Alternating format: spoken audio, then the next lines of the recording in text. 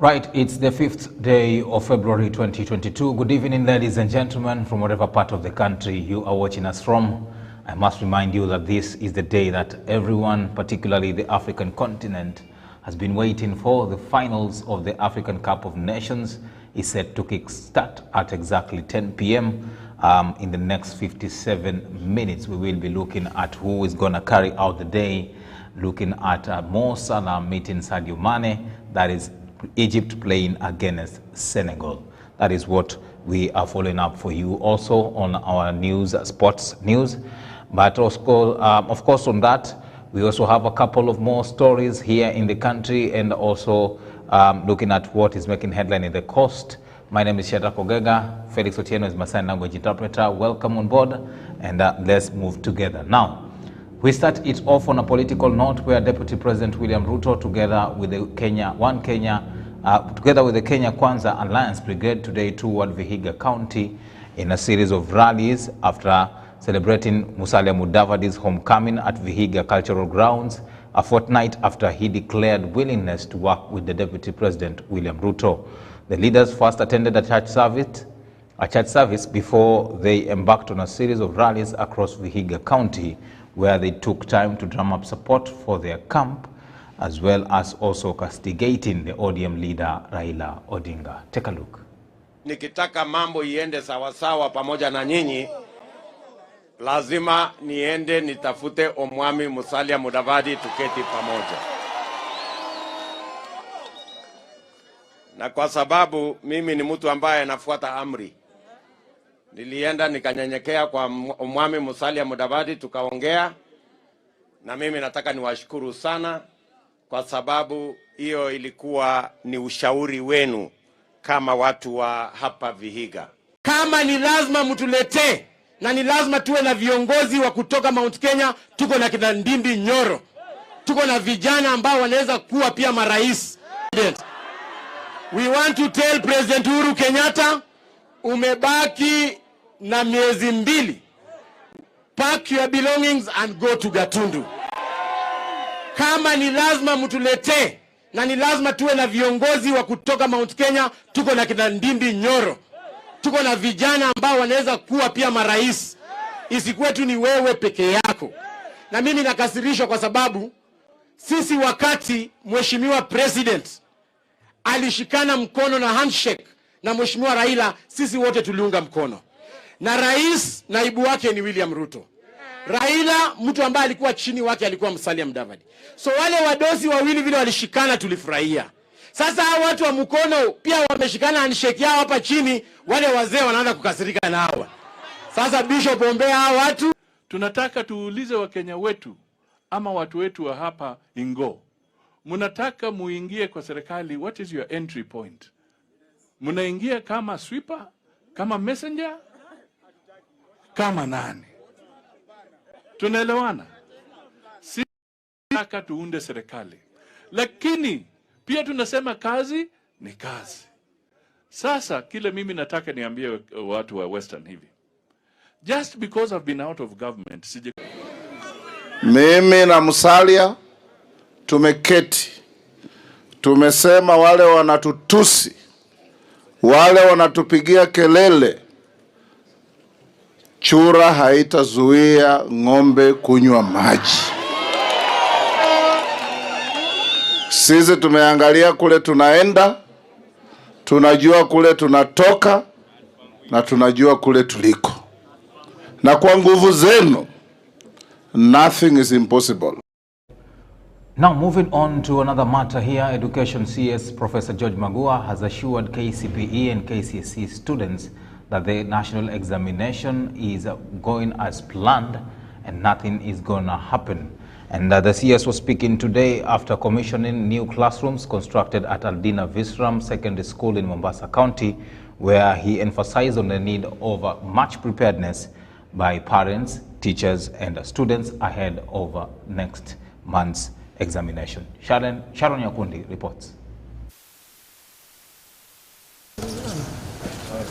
At Aldina Visram High School during the inauguration of a new classroom, the CS assured all stakeholders that the national examination will be strictly supervised to ensure that there is no stealing of examination.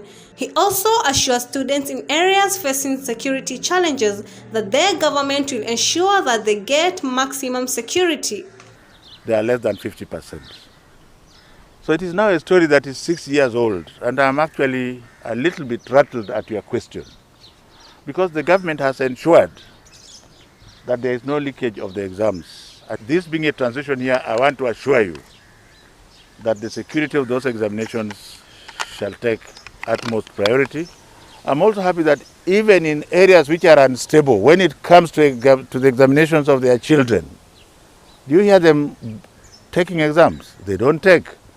Even areas where there's insecurity, have you seen them stopping the building of the classrooms? If anything, the security around the exams is going to be tighter, and it will be better because we have consolidated. Professor George Magoa has also encouraged parents to motivate their children and give them appropriate advice to enable them to get better results. The exams are just a few weeks away now. Let us continue to encourage our children. And the examinations are meant to pick only what you have learned. Let us not pressurize them. And they are all going to do very well. In addition, Magoa also referred to the incident of a student being beaten by a teacher at Gremon School in Bamburi. He referred it as a brutal incident and that should be dealt with accordingly. He also issued a stern warning to any school that conducts its activity without government approval. It should not happen. My instructions have been very clear that any school that is operating without registration should be closed down. Anybody who lifts his hand to beat a child under the current laws should be arrested by the police. I don't know why this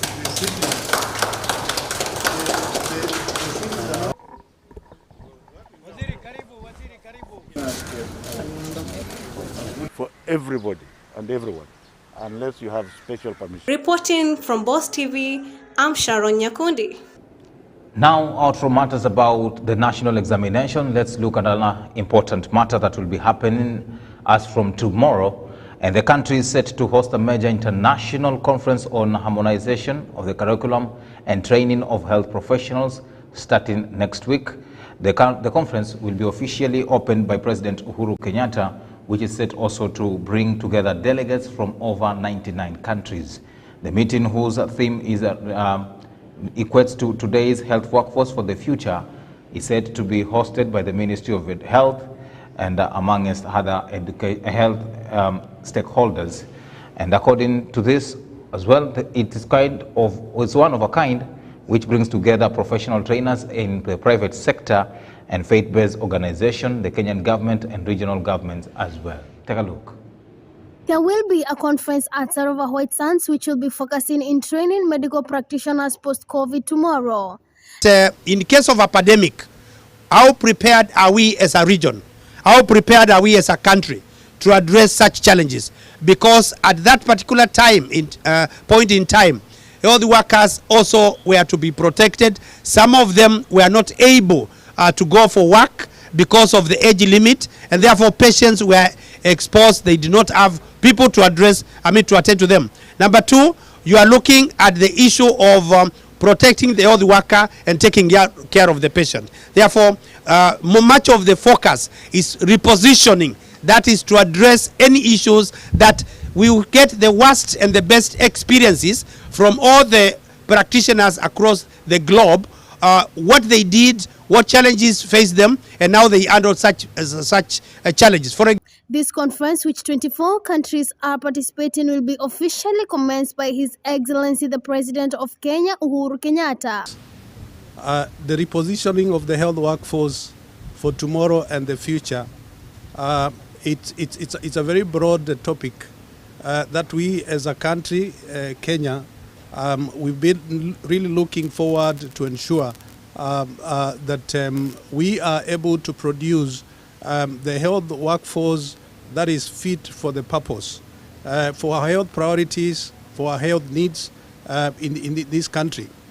and therefore the need then to review and harmonize the training curriculums of our health workforce is a very key thing that would then enable this country and even the region and even globally to be able to reposition the health workers fit for purpose. Fit for purpose is to be able to address the increasing changes in the health trends in the country, in the region, and the like. And the issue here is about are we able to produce health workforce that will be able to take care of the health needs of our country, and also to be ready to be exported in the region and even internationally, and to be able to have a competitive edge with other health workforce that have been trained in this country. We will be focusing on repositioning health sector for the future and also ensure that in case of another pandemic, the health department will be ready, and also look into how much the health practitioners are equipped on matters technology.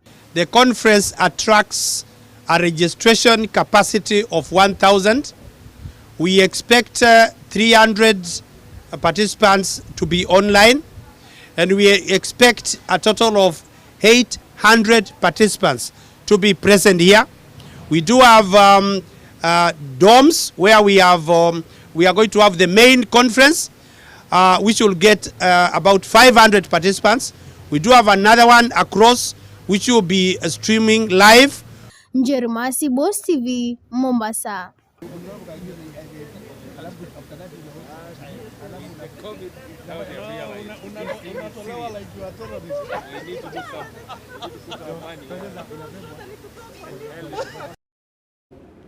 Now let's cross over to Teneri County, and the Orma Council of Elders in Teneri County have settled on former Teneri Governor Hussein Dado as their preferred candidate for governorship in the upcoming general election.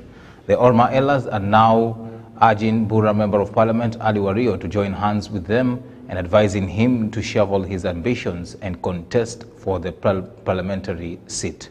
Take a look. Hakuna mwingine anaweza peperusha bendera ya jamii hii na wananchi wengine wa tabaka mbalimbali. Tunamwomba Bwana Ali Wario arudie kiti yake ya ubunge ya Bura. Akikubali hivyo, sisi tutakaa na jamii, tutahakikisha yeye amepata kiti hiyo. Nasikia senti zilifanya kazi, wakaenda kwa boma ya mtu, wakatangaza mtu. Siku hiyo Muorma pale alipo popote dunia ilitingisika. Wakasema hawakubaliani na hayo. Nikalazimishwa, mimi niko katika process ya kuangalia mambo ya mwisho wa serikali, nikalazimishwa, nikaambiwa lazima Jumamosi hii tujibu hiyo maneno. Nimefikiri ni watu 20 watakuja, watu 100 watakuja, sikufikiria halaiki ya nabii. Subhanallah.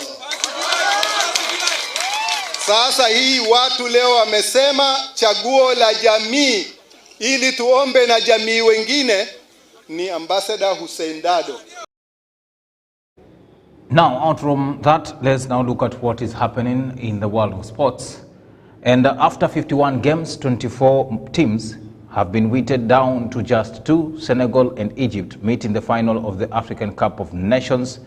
Liverpool teammates Mo Salah and Sadio Mane will lead their respective nations out at the Olembe Stadium in Cameroon, capital of Yaoundé, knowing they are each 90 minutes or maybe a little longer from lifting the trophy. Egypt has already are already the most successful side in the AFCON history, having won the tournament out on 7 occasions, though not since the last of the straight hat trick of the wins in 2010. Senegal, meanwhile, has never won the title, a failing that has earned them unwanted tag of Africa's football great underachievers.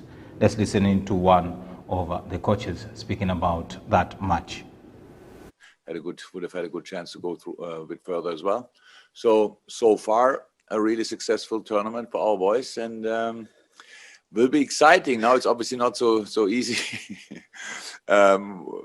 because we have to watch the game, and one will be definitely really happy after it, and the other one much less or so. Yeah, but both have a good chance to achieve something really big. Right, of course, that is a match that we will wait to see who is going to carry the day and who is going to carry the trophy. But what we can just tell you is that the final celebrations are ongoing, the closing ceremony, and that the match will be kicking off in just about a couple of minutes from now. That is 31 minutes to go before the 10 p.m. mark, where Egypt will be taking up Senegal. And like I just mentioned, Liverpool teammates, that is Mo Salah and Sadio Mane, will be leading their respective nations. See you tomorrow, same time, same place. Have yourself a good night, and we are all set to see what is going to happen from Yaoundé, the capital of Cameroon, and its Olembe Stadium. Goodbye.